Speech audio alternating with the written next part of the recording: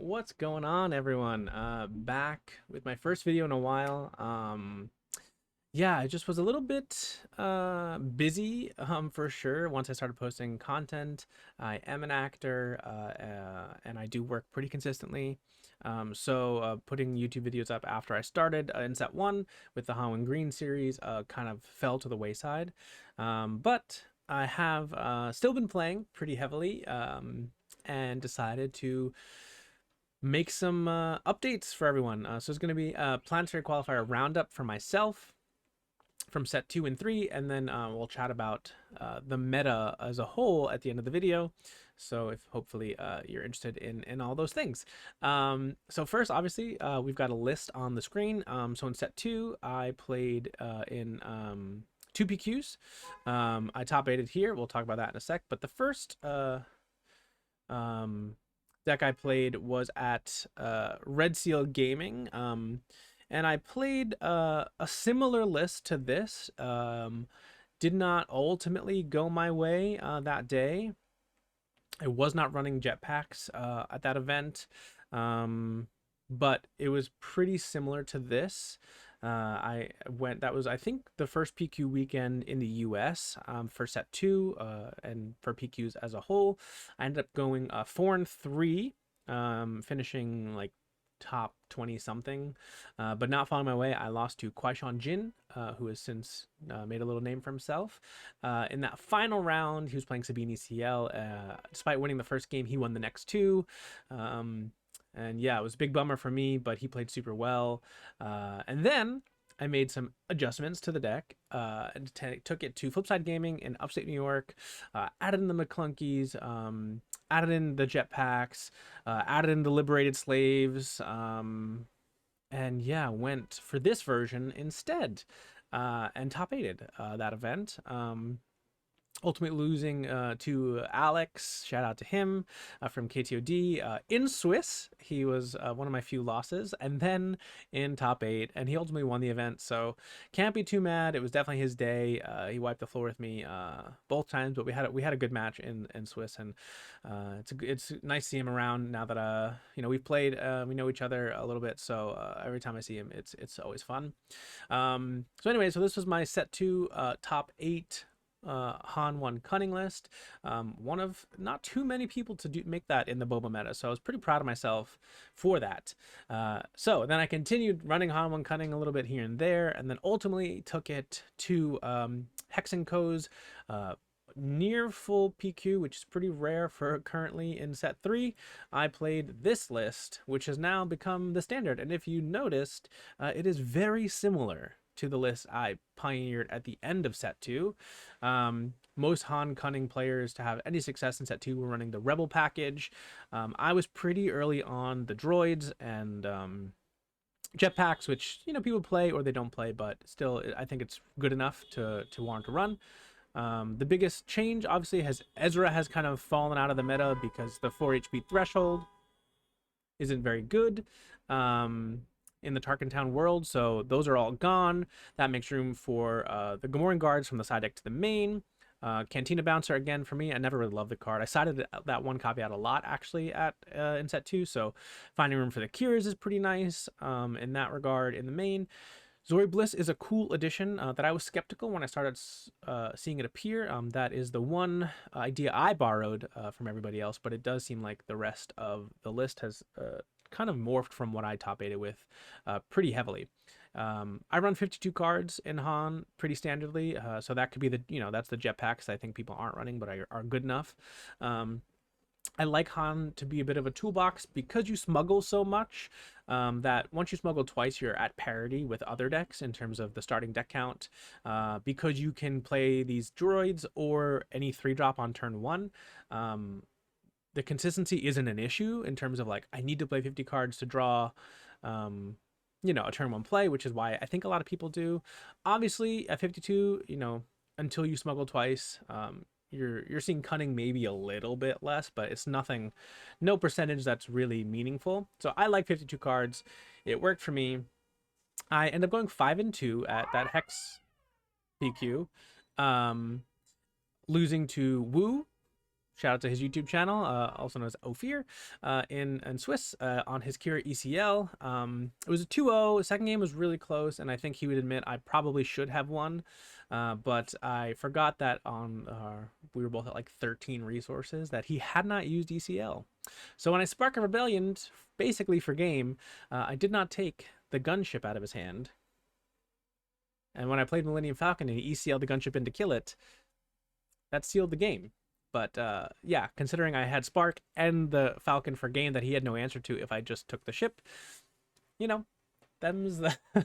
Instead I took Palpatine's Return, because I was like, oh, all these cards don't matter. Yeah. But he said he almost had forgotten he hadn't used it by that turn as well. But there really just wasn't a moment in the game for him to like get value out of it. So yeah, you know, that's what happens sometimes at a PQ. The fatigue sets in. And then I also lost to Phil from McClunky Gaming, who's won a PQ, finished second at a PQ, top 8 at a bunch of PQs. That was a Han 1 Cunning mirror. So those are my 2 losses, and I ended up getting the worst finish out of everyone at 17th. So missed out on that top 16 promo Tranquility, which felt pretty bad on the day, but Hex had super generous pricing, so I still got a box for my top 32 finish, but missed out on like a second box, I think, for 16. But I really thought Phil would go X1 after beating me, and then I would be guaranteed top 16, but he ended up losing in the final round. So he went X2 as well, didn't top 8. Like I said, it was a stacked event. If you knew anyone that went there, they'll tell you the same thing. There were so many good players, content creators, good players. So many people who had won PQs were there. It was really a tough event. So I was pretty proud of the 5 and 2. Bummed I didn't get into the 16 threshold. Yeah, but super happy with the way the deck performed. Obviously nothing revolutionary in my list outside of Clear the Field, I think, in the side deck. I've seen it since like this past weekend. Some of the Han 1 Cunning lists are now riding it. I thought it was a good shout for the Django matchup for the Han Mirror, just as a 2-cost way to eliminate the DJ Tech combo if they tried it on you in the mirror, which sometimes they do. Can hit the droid, Crafty Smugglers if they play 2 of those, Liberated Slaves.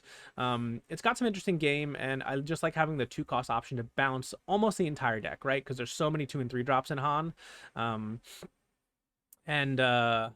It's also a way, pretty common. You'll bounce your own Falcon. It's another way to do that for yourself.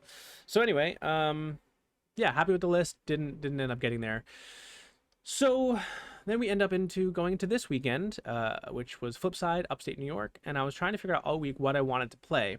I knew I didn't want to play Han because I'd played it at now 3 Planetary Qualifiers, a top 8 finish in set 2, another one where I missed, and then here where I narrowly missed a finish for a promo. So I was like, you know what? I don't think I want to play Han. I want to see if I can top something else. Also, Rochester had their PQ the week before last, so 2 weeks ago now, I think, and it was like 5 out of 8 were Han 1 Cunning. And I didn't want to play mirrors all day long, so Rochester not being super far away from Albany, I was like, if these people come down from that surrounding area, everyone's playing Han 1 Cunning. It's not a world I want to live in. So at this event, we had an Anakin blue top, Kwai Shan Jin, shout out to him. Again, like I said, he beat me in RSG to knock me out of top 8 contention there. And I really liked his list, and I took a look at it, made some adjustments for myself, watched some of the games that I could find on stream of it, and then played 7 games with it on Friday night. After I won the first 2, I said, okay, if I win the next 5, so I go fully undefeated on Karabast, I will play this at the PQ, having never played it before. But knowing enough about it and playing the game since day 1. It's like, I could do this. And then I won the next 5 on Karabas against some meta decks I'm not. I was like, great, that's my deck. So I put it together, made some adjustments, and this was the list I took to Flipside. So finished top 4, which is not what I expected when I woke up at 4 o'clock in the morning to get up there for the 10 o'clock start. But that's what we did. I ran 51 cards. Right as I was handing my deck list, I said, you know what, for luck, I'm going to run a second regional governor in the main deck. because I like running over 50 cards because I'm a glutton for punishment. No, I just think actually 50 is it's not that big of a deal in this game, to be honest. Anyway, so yeah, the second regional governor in the main, I think she's a beast in Anakin, becoming a 3/4. If you're familiar with the other decks, which I am, it can present such a problem early on for so many decks.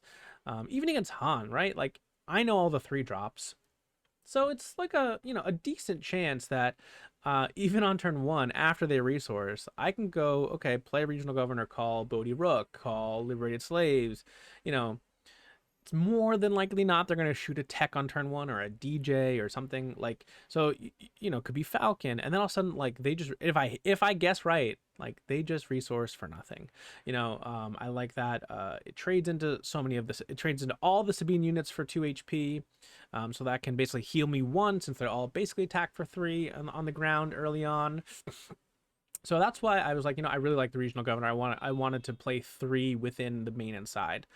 So that was a big change, I think, from the list I was looking at. Like I said, Kwai Shan, who top 8'd with it. And then the K2s in the main. I wanted them to be Steelas, but I couldn't fit in enough tactics in the main, so I ended up having to go with the K2s in the main.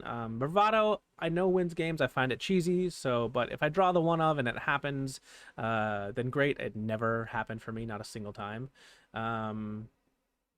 And yeah, everything else is pretty standard. I loved the Daring Raid edition that I hadn't seen much of, but Sean did run. So big shout out to him for inspiring me with the list, and ultimately letting me kind of make my own version of it. Side deck I was overall pretty happy about. I probably wouldn't actually run the third regional governor. I'd probably run another tactic, maybe a takedown or something, a third fell even. Yeah, I did like top target. Again, maybe not necessary. If I go for more kind of tactics that could heal, like a third make an opening, something. Anyway, but overall, I was really happy with the deck. Obviously, I top forward. And I didn't play a single Han, so my read on what the meta would be like at Flipside was completely off. It was a very strange meta overall. I think there were very few Hans.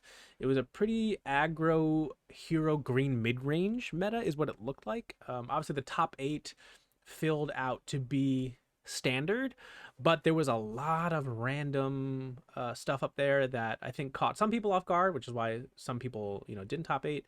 But the field was very strange, which also is a world where Anakin can thrive in, because it is such a powerful mid-range with all these units that have good effects that just trade up heavily. So yeah, round 1 I played against Super Nice Guy on Yoda Green, which I was surprised to see a bunch of. Yoda Green and Blue where they seemed to be the popular flavors at Flipside. That was a 2-0 for me. Then I went in and played who did I play? Oh, I played I think the only other Anakin Blue at the event, which was Kwai Shan Jin, in a mirror match, and I ended up winning 2-0. I think I played flawlessly on top of him not having, I think, the best sequence of draws. I think I also just played really well and kind of just immediately understood like what I needed to do in the mirror and with Anakin specifically to win the games. Yeah, so shout out to him again. Learned from the best and took down the master. But yeah, that series had a highlight for me of the day, which after kind of revealing his hand, because I think he played most of it out, and I knew the last card in his hand. I had a Queel on the board, which had just been buffed from an Obi he had just killed the turn before. I dropped the lightsaber on it and hit him for, that would be what, 2, 5, 6, 7 on the previous turn. So a big Queel on the board. He didn't have an answer for it. So I smacked 2 more lightsabers on it and hit him for 13 to win the game like that. So that was pretty hilarious to see Queel wielding all those lightsabers. Sorry, I'm pausing. There's sirens in the background, but I don't think they're coming through, thankfully. Anyway, that was hilarious, and big shouts to him. We had great games, and yeah, and I've played him a bunch of times at PQs. Finally got my revenge for RSG, and then from there I went on stream. and played against Bosk Blue. So you can catch that on the McClunky Games, McClunky Gaming stream on Twitch. Big shout out to Titanic and Claire, wonderful Claire, who runs a stream and holds that down all day at all the events they go to. She's the best. They're the best. Love seeing them at all these events. And yeah, it was an interesting set of games. Uh, Not the most favorable matchup for Anakin, but I don't feel particularly bad if you're maining Pillage and K2 and Force Throw against a deck like that. Obviously, like, you have to put out units as this type of deck, so, the bounties can be scary, but I think if you're still managing their hand with, Poe, K2, Pillage, and especially, getting that crate in, and then after sideboard, you've got another Pillage, you've got another Crate Dragon. Steel is finding all these things in an ideal world for you. And I playing regional governors, like, it's not that bad. So I was pretty confident going in, and honestly, I think I played game one flawlessly. I think it was clean as hell. It was probably the fastest win I've ever had against Bosk Blue. I think it kind of took everyone by surprise at how quick I won that one. And then comes the drama of my opponent calling a judge on himself, because when he goes to side deck, he realizes he had left 3 cards, 2 of them being Avengers, but he had left 3 cards in his deck box. So he played a 47 card deck, which is a pretty big deal in a deck like that, because you want to draw your best removal, your best options. Obviously, he didn't have 2 Avengers when he, those are his big top end. But in the defense of me and like that game, he still drew 1. I force throwed it for just to discard out of his hand. It was the last card in his hand. So in a game that fast, he was never gonna draw the other 2. He still drew 1. So like, not having the other 2 isn't a big of a deal, because the percentage of him drawing them was so much higher because he played 3 less cards. And next set we're getting a base that lets you play 5 less cards that cost 3 HP. So I think overall that it benefited him for sure in that kind of, and with how quickly that game went, to see less card, to have less cards, have a higher chance of drawing what he needed. Anyway, he wanted to be honest, which I appreciate. But it did feel, as someone who wants to, expect the best of people, but that is always not the case in the world we live in. And he was very nice about everything. So there's no reason for me to think that there was like any strange intent behind what he was doing. But it did feel like he lost so fast and realized like he wasn't playing his full deck, that maybe there was a glimmer of hope for him that if he called the judge on himself, they would make us replay game 1 because of the illegal deck he presented. Again, that's where we had a 10-minute wait while they were figuring out what to do, and that started to creep into my mind about like why he would call the judge on himself. Again, appreciate his need to be honest, and however he needed to reconcile that with himself. But after 10 minutes, I was like, is this the angle here, or is he just, I'm taking him at face value what he's saying? And obviously in the moment, I was super nice and gracious. There's no reason for me not to be. He wasn't being strange about it. But after 10 minutes, I was like, is this the angle that he's hoping for? Because that game 1 was very fast. And I don't even think he expected it to go that way, that fast. Typically, Bosk Blue is obviously playing to win game 1 and then kind of take you to time in game 2 and win like a 1-0 situation. And that was out the door for him. He had to win the next 2, or 1 more and then force a draw. Anyway, ultimately comes down, he gets a minor penalty of like 2 points or so towards a DQ, which you need to get 10 for. So unlikely. So just like keep an eye on it, play your next game, was what the conclusion they came to. Fine. I didn't want him to get a game loss. I didn't want to win that way. And that was, he was lamenting about, I think I'm going to get a game loss for this, but I just need to be honest, which sure. Again, I think saying that so many times out loud made me start to question the intent behind him calling a judge on himself. But either way, he was super nice. We had a great chat and great time between us. But those were the thoughts I was thinking about while we were waiting for the decision. Game 2 came around. I was really happy with my opening hand.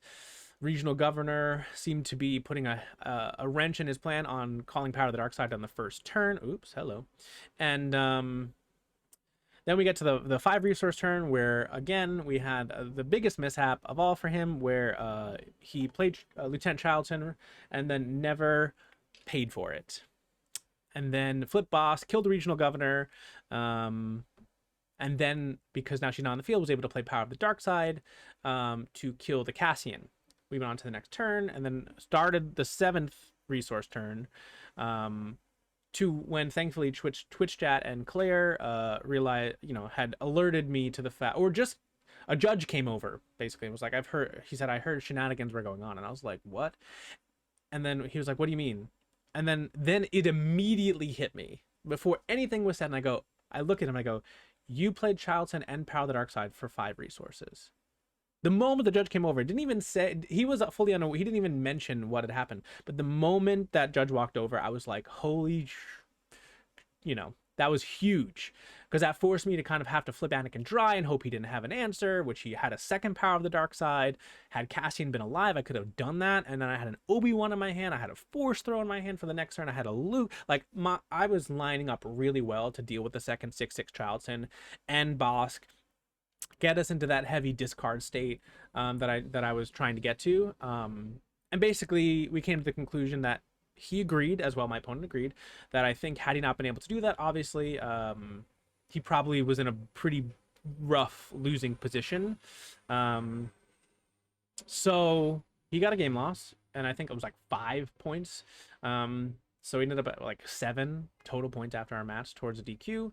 And yeah, for as much as the game state was accepted and all of that, it is not my job to stop you from cheating.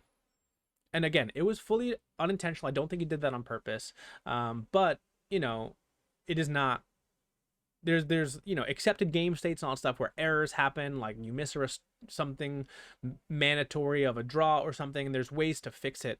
But fully just not paying for a card, it's not totally on your opponent to keep you honest in that regard. Obviously, I would have loved to catch that in the moment, because I realized that once the judge walked over and we were both confused for a second, it hit me very quickly what had happened. But that's still cheating, regardless of intent or not. And I think the game loss was warranted, and I do think had that not happened, I probably would have won anyway, if I'm being honest. So yeah, that was that drama. Then I went on to play against Nikki, Kira ECL, who ended up winning the whole event and took me down 1-2. Really close 3-game set, really close. I think I win that game if I make a different resource decision on what basically was the last turn of the game for me. I resourced a Steela on 8, hoping that the Crate Dragon I drew with it would land on the next turn. And then he Super Laser Blast a field of like Anakin, Luke, and I think I had like a Restored Arc out. Like, it was a big Super Laser Blast from Anakin. I had a lightsaber, I think. It was painful because not having Steel in my hand meant I couldn't pay 2 to search for something. And then I also had a Yoda, so I basically had to just play it. My second Luke dry was like the best option I had at that moment with an empty board, and then he played an Avenger. So had I been able to hold the Luke and then steal a Yoda, pay 2 to search, and then if he Avengers, I'm either drawing a card or searching again, would have been, I think I win that game, honestly, from that point. Finding Fel would have been so much easier to kill the Avenger. Still having a second unit on the board, Luke's a little more safe from Power of the Dark Side. You get the idea. But I made the choice I made, and he won, and then ended up winning the event. Funny enough, when I had said to him, like, I had just got my revenge earlier on Kwai Jin for stopping me from top 8ing an event, and at the flip side PQ that I top 8ed for set 2, I beat him 2-1 in the last round when he was playing Kira to knock him out of top 8 and put myself at 8th. So I had said, I literally said to him, I think it might be time for your revenge, because I just got mine. And ultimately that was the case, and then he ended up winning the whole thing. So congrats to him. After that loss, I played against Asajj Yellow. Cool guy Aaron. We had a great 2-1 victory for me. It was super close. Again, like, when those types of fast aggro decks, you're always like one action away from losing when you win. That was really fun. Really cool deck that he had. I think he also had a stream game against Bobby Sapphire that he lost, but still you could see the deck on stream. It was really cool. After that, played against Obi ECL in the final round, and took that down 2-0. Played out of my mind, honestly, to win that 2-0. Second game, he had double resupply, and I was able to come back and win. Padawan Unlimited, I think their content creator with McConkey Gaming, they played well, but I really just bluffed and did everything like to be down two resources and against a green deck like that and still win 2-0. I found myself impressed with myself. Um anyway, um so yeah, that was that, and then I ended up in the going 5-1. Was that all my matches? I think I listed 2-0 Yoda Green, 2-0 Anakin Blue, 2-0 Bosk Blue, 1-2 Cure ECL, 2-1 Asajj Yellow, and then Obi. Yep, that's all of them. So I ended up in 5th place after Swiss. And then I played a Sabine ECL in the top 8. I really wish that game was streamed, the match streamed. It was an incredible 3-game set. Losing the first game is always feels tough against Sabine because they have so many like god draws, I call them. Won the second game, and then the third game, ended up turning a corner, and it's really hard for them to come back once you get a clean Luke in. Yeah, and the judges and everyone around just had commented on how exciting the game was to watch, how well I played, all that kind of stuff, and it just would have been fun to have that on stream after the fiasco of the Bosk streaming game. Anyway, made top 4, which again not what I expected, and ended up losing to Bobby Sapphire. Big shout to him. He drew so well and played even better. He deserved that win. I really don't think there was anything I could have done given the hands I had to win. Even though the second game was close, it was his. Bummed he lost in the finals, but again, big shots. Nikki, local to Flipside, and happy for him as well. So yeah, 4th place with the deck I played the night before is pretty good, I'd say. I've got 1 or 2 more PQs that I'm planning on playing, maybe on the 15th in Connecticut. Still working out if I'm going to go. Don't know when I'm going to play. And then I'm definitely going to Philly on the 22nd. So that's my competitive update. Now on to, I think, the meta as a whole. If you're unaware, I keep a Google spreadsheet of all of the top 8 and finalists and, conversion rates from top 8, because I don't sadly don't have all the entries of every planetary qualifier. But I've been doing this since set 2. And if you go down to the bottom, you'll see the set 2 stats.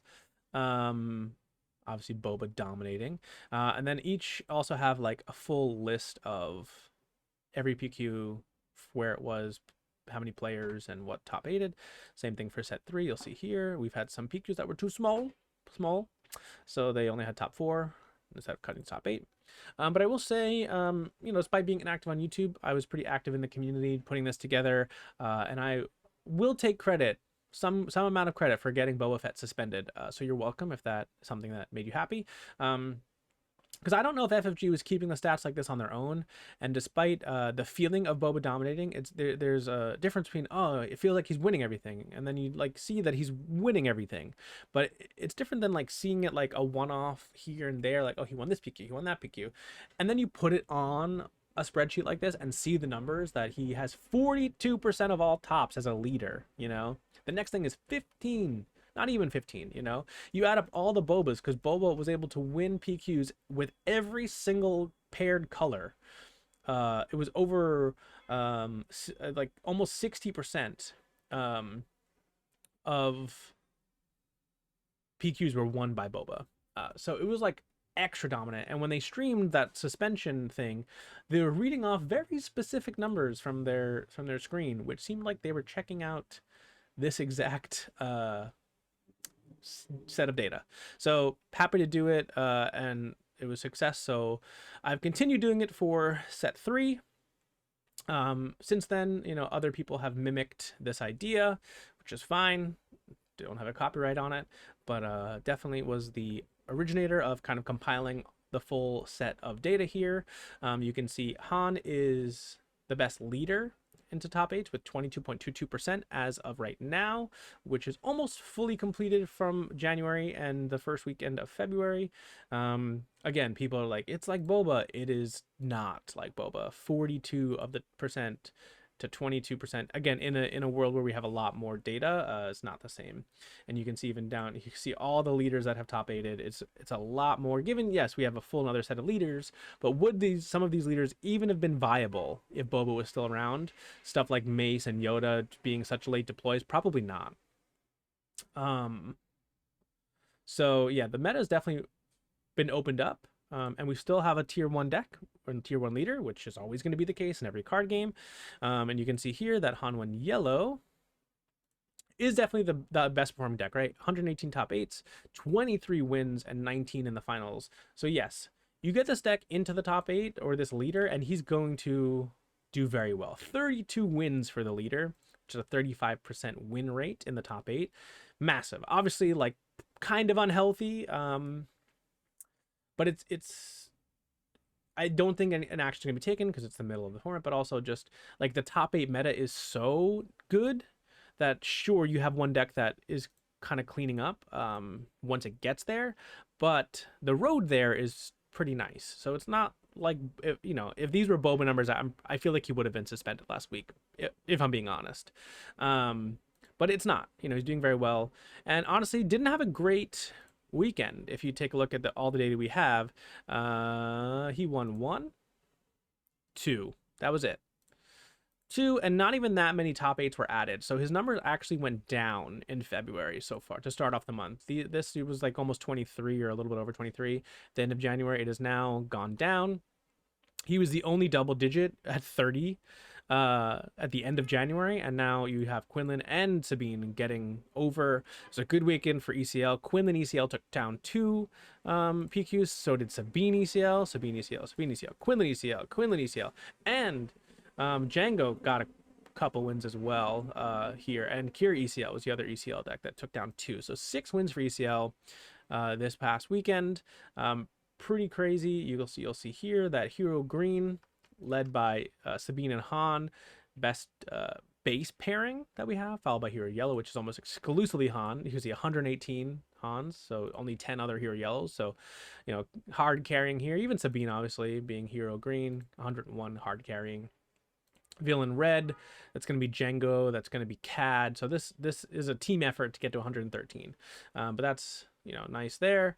You'll see we actually have, like, it's interesting to think, like, 263 cost leader tops, but Han has 154 and he's kind of a 5 cost leader. I have him marked as printed, but that's why I have leader printed cost. But 6 cost, still over 100 tops, but that would push 5 cost if you count Han as 5 cost to us over 400, which is kind of hilarious. But we still have some 7 and 8 costs, and if you look at set 2, we had 0 7 cost leaders. So Vader couldn't do it. Chewbacca obviously probably never going to do it, but Vader couldn't do it, and Vader's done it. He's got 4 tops for Darth Vader on top of Yoda and Mace. So yeah, pretty exciting stuff here. What I can do as well is give you a better view. I don't think you can sort it like I can on the view, but I can fully view. So we go to column C, you will see now organized fully by highest top 8. So you have Han Yellow, best deck by a little bit. Sabine ECL, the Tarkin Town bros here. Boss Blue really falling out of favor. I probably wouldn't play this at a PQ. Boss Green heavily on the rise here. You'll see, right, 35 tops to 28, but only 2 wins for Blue, 4 wins for Green. 5 second places for Blue and 7 for Green. So Green is definitely the flavor of boss that is catching fire. Anakin Blue also on the down, despite me adding 1 tally into this past weekend. No one's really doing well with it overall anymore. Still has 3 wins, 3 finals. Kira Green had a hot start to get to 20, but Kira ECL, go down here, that's only at 6, but 2 wins, right? Kira Green only has 1. So this seems to be the better flavor on the rise. Kira ECL. Palp Yellow is the control deck I would consider playing. 20 tops, 1, 2 events this weekend. There's one PQ, but topped and had 2 in that top 8. Others, it's all over the place this first weekend of February. So if you're looking for control, Palp Yellow is definitely on the rise. Rey got her first win, which is exciting for the deck. I don't have that full top 8 just yet, but I know it was the winner in Missouri. So yeah, so that's kind of another fun thing I can do, you can also check the winners, which is, we'll quickly sort by column E. Boom. Yeah, obviously, like I said, Han 1 yellow is just a menace in the top 8, along with green having 4 wins. So you have 27 wins. You have Han blue is 2 wins. Han Tarkentown is 2 wins. It's a Han leader is scary in the top 8, but Sabine was able to crack. Same with Django doing well. Quinlan also doing well. So it's a pretty diverse meta. It's pretty fun to play in. So yeah, I think, these are definitely the leaders to look at. These over 30. I'm going to count Kira in this because she won 2 BQs this weekend alone. So I think these are your decks to look at. A Han Solo leader, Sabine, ECL yellow's not doing well with only 4 tops. Django, green is on the rise a little bit, but still Tarkentown's the main flavor. Quinlan, same thing. Tarkentown's the main flavor, but don't sleep on ECL if you can learn it. Bosk as well. I would not play blue. I do not think it's got the game into the hero stuff to do well. But green, keep an eye on green for sure. Cad Bane definitely trending heavy downwards. I would not take Cad Tarkentown to a PQ if I were playing. Cad Green did top in Flipside. Seems like an interesting deck. I narrowly beat it at Hex as well. I think it was the same guy who worked on it, so same deck. Both McClunky gamers. Narrowly took it down, but still was a scary deck. Palp I'd consider if you're gonna play yellow for sure. Anakin, I like the deck. I top forward, but yeah, definitely on the downward trend. Kira's on the rise. So this is the spreadsheet. It'll always be updated. If Swoo Competitive Hub is not, and you don't want to check out this, I've got everything here as well, from both sets. Pretty easy to access. Yeah. So thanks for watching. If you've stuck out this far, hopefully I can add some more top 8s to my resume, maybe even win one now that I've got that top 4 flavor in my mouth. A little more hungry to win because I typically have just been going to try and get top 8. Winning hasn't even crossed my mind, but now it's sneaking in. So yeah, thanks for all the love and support I get in the community on all the data I've kept, and hopefully it's helped you. If you didn't know about it, now you do. I'll have it linked in the description along with YouTube channels that I shouted out. Yeah, thanks for tuning in.